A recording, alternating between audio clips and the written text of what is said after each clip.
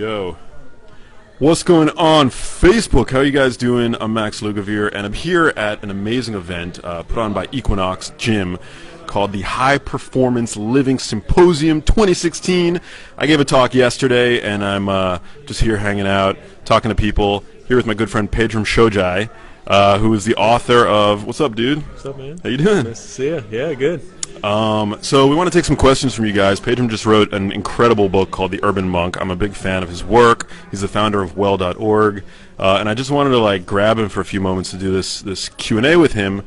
So Pedram, tell me a little bit about what the book is about for the audience. What is an urban monk? Yeah, an urban monk is someone who lives in town, has a real life, but doesn't have to run for the hills to catch their cool, because the promise of yoga, meditation, all this stuff is oh, I can't wait to go up into some temple and hide for 5 years. Who the hell has that luxury, right?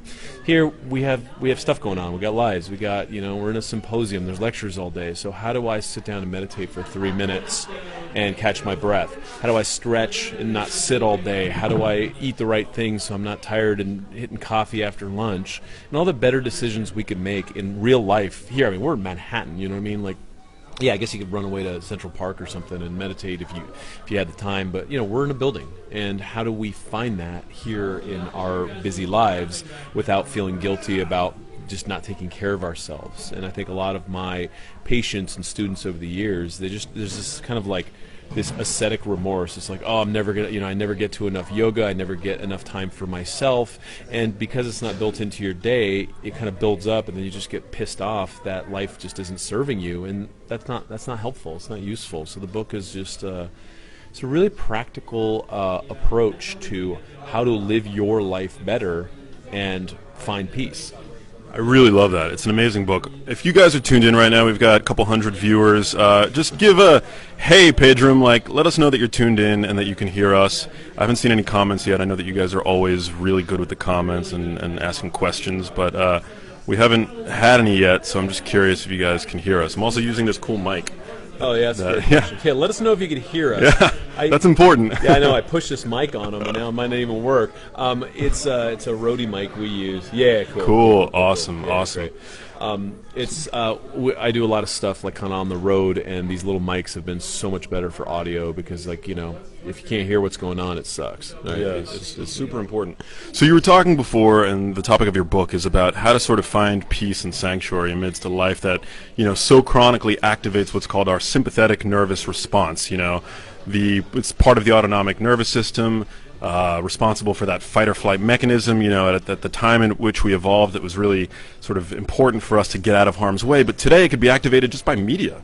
And that's a crazy thing, because physiologically it has the same effect as a physical threat would back at the dawn of our evolution. So how do we find that peace, especially in such a saturated mediascape, constant notifications, it bleeds, it leads every time you turn on TV, what do we do? Yeah, well, it all starts with breath. It's the one thing you carry with you, whether you know it or not, and if you can find the way in with breath, you have now hacked your neurology, your physiology in a way that the ancients have been doing forever, and it's not that hard. You stick your tongue to the roof of your mouth, you breathe down to your lower abdomen, you just check in with yourself for a second. You're okay, how do I feel? What am I doing right now? What am I doing right now? It's oh, I'm feeling anxious because there's all these people in the room I don't know, so I'm going to get in my phone and pretend to look busy or check up on my world. Or my back hurts and maybe I should just stretch my hamstrings right now because, a couple hours from now this is going to be an Advil.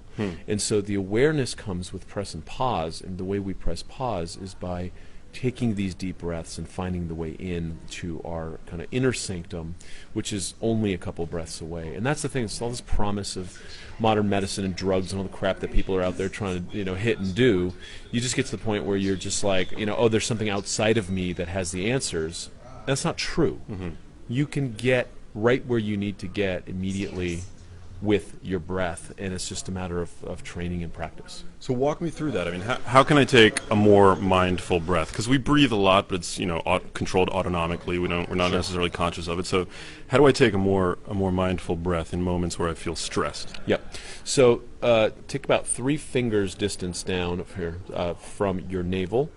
Imagine there's an imaginary balloon down there, and put the tip of your tongue to the roof of your mouth and inhale down to that space and let it inflate on the inhale, and then slowly deflate on the exhale. And just stick with that visualization and stick with that rhythm. And the more time you could spend filling up the balloon on the inhale and slowly deflating it on the exhale, the better off you are. And it will fundamentally, within 30 to 90 seconds, shift over from your sympathetic fight or flight to your parasympathetic rest and digest nervous system, which will just put you in a place where you're like, I feel better.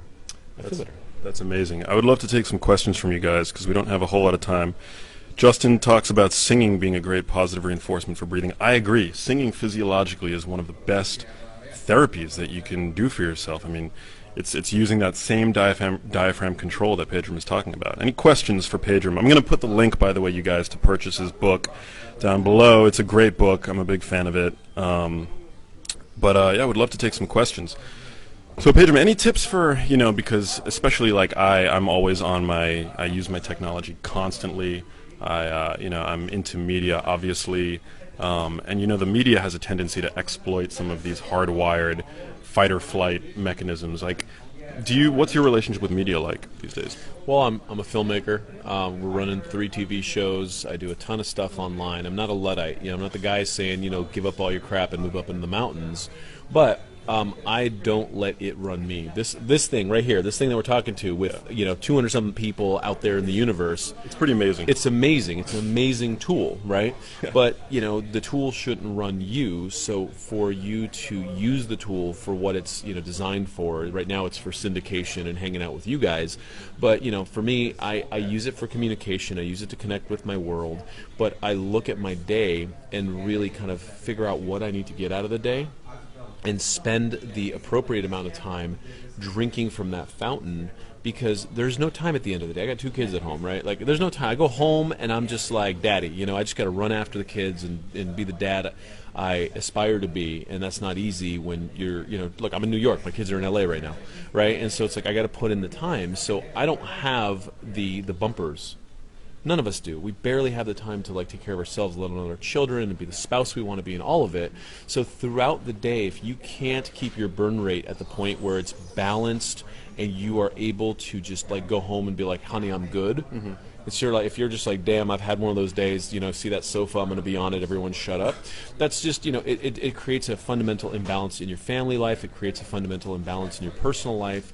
And so, what do? It's like, just the other day, I just gave a speech here yesterday, and they come up and they're like, are you okay? I'm like, I'm just stretching. Like, what the hell is this guy stretching for? He's about to go up and do a keynote speech.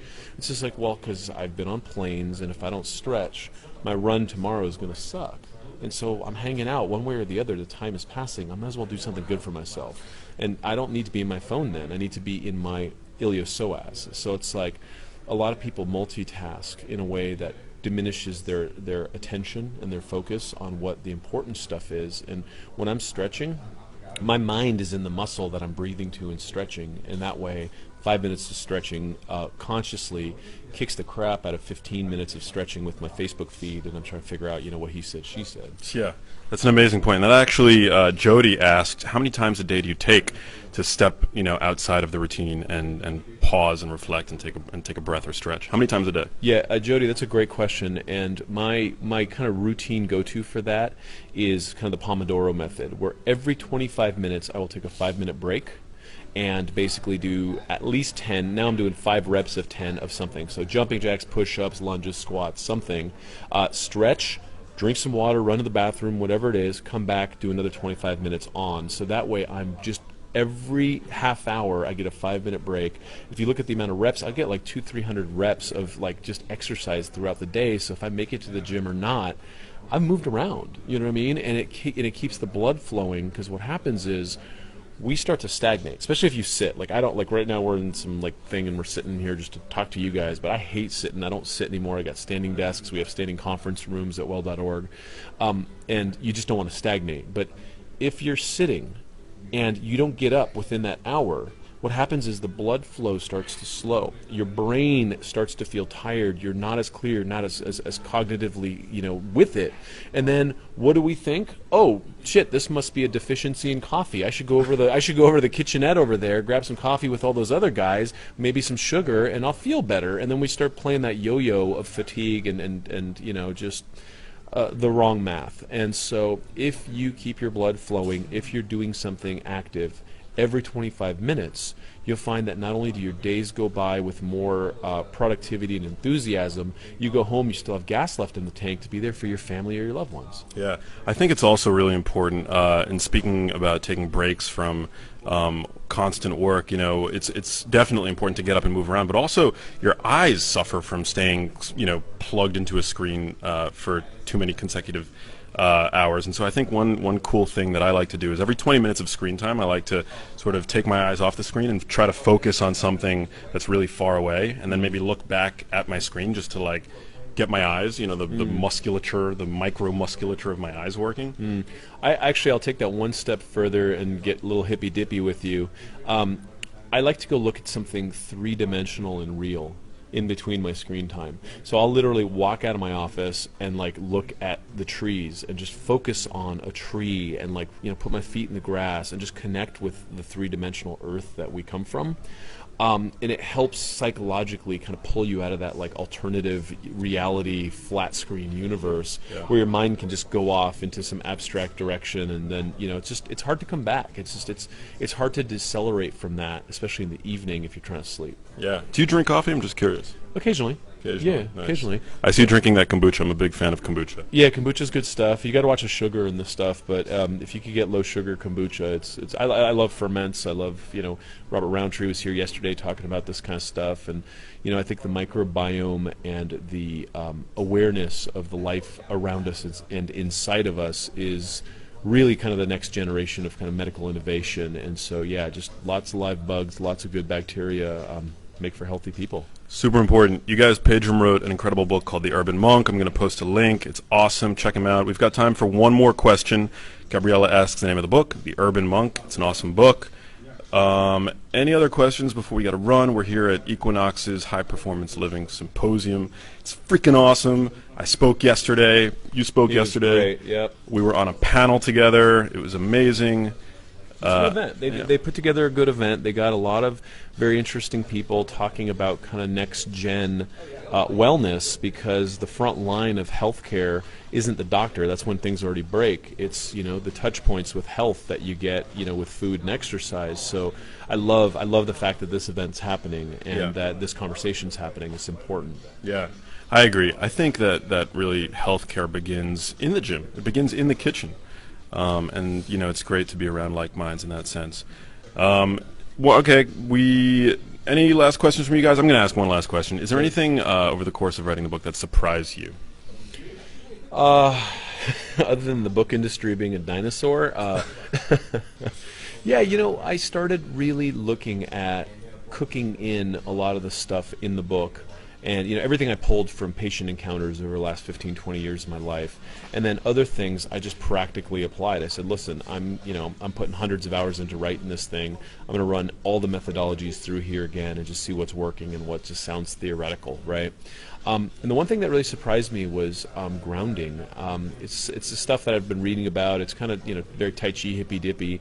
But what I started doing is going outside in between, taking off my shoes on the grass and just allowing the electron flow between my feet and the earth to happen. And boy, did it make a difference. It improved sleep quality. A lot of my aches and pains went away. It was a very interesting thing that, unless you don't knock it till you try it type of thing. And a lot of my friends have been talking about it for a while, but I'm a scientist. I need to know. And so I experimented in this workshop here, and I was just like, damn, that actually really, really helped.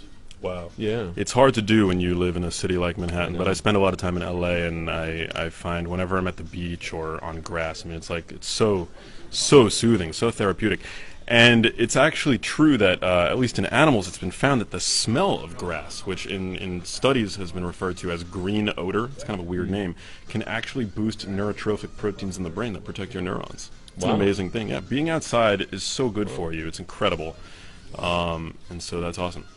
Well, dude, thank you so much. Hey, awesome. Great to see you. Great to hang out with you. I can't wait. I'm just I'm chomping at the bit to see his film, and I'm trying to work my way into getting some early cuts so I can see what the heck he's been up to all this time. So. That's awesome, man. Well, I'm excited to see it as well. I know that you guys are. Don't forget to join my mailing list at breadheadmovie.com or maxlugavere.com. Pick up Pedram's incredible book. I'm going to post a link. You guys are amazing, as always, and I will talk to you soon. Peace. Thanks.